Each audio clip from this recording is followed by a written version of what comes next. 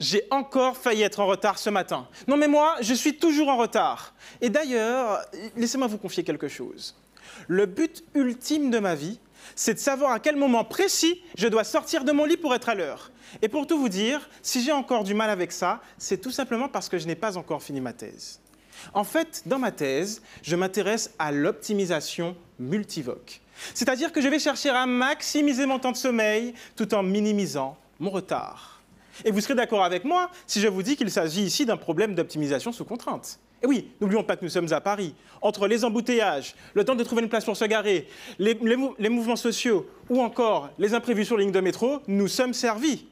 Et mon objectif dans tout ça, c'est d'arriver à prouver l'existence d'un ensemble de points d'équilibre. L'existence d'un optimum. Et pour ce faire, je ne lésine pas sur les moyens.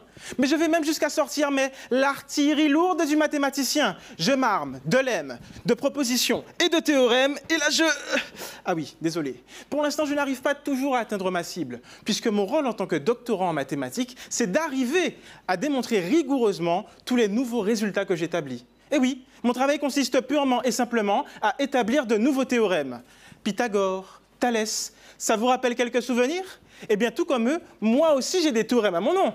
Mais oui, rappelez-vous, lors des demi-finales de ce concours, je prenais en exemple un théorème que j'avais alors créé et démontré et qui permet aujourd'hui de pouvoir mieux comprendre comment se diffuse un fluide dans un corps. J'avais même expliqué à ce moment-là que ce type de problème peut se traduire à l'aide d'équations différentielles dites à retard. Eh bien, depuis, j'ai avancé. J'ai étudié le problème avec une vision asymptotique. C'est-à-dire que je me suis demandé ce qu'il adviendrait de ce problème de sous-diffusion dès lors que mon unité de temps, la seconde, deviendrait considérablement grande. J'ai pu aboutir à 4 nouveaux théorèmes et autres résultats, ce qui m'a permis de pouvoir déjà, en moins de 7 mois de thèse, de soumettre un article dans une très grande revue internationale de mathématiques. Vous remarquerez que cette notion de temps me suit vraiment partout. En fait, finalement, mon travail de thésard consiste à explorer et enrichir le langage universel que sont les mathématiques. Puisque grâce à lui, que l'on soit en Europe, en Afrique, en Amérique ou en Asie, 2 plus 2 égale 4, et ça sans Google Traduction.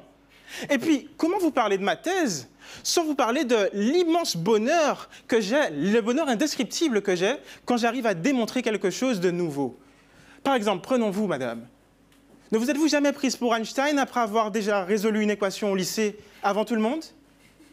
Eh bien, dans mes travaux, c'est ce que je fais. C'est ce qui me donne du plaisir. Et les mathématiques sont la seule discipline que nous enseigne à l'école et qui nous a fait passer par tous les types d'émotions. La joie, la tristesse, la colère, le dégoût. Et mes travaux, eux, aideront les chercheurs de tous les domaines à enfin maîtriser cette histoire de retard. Wow.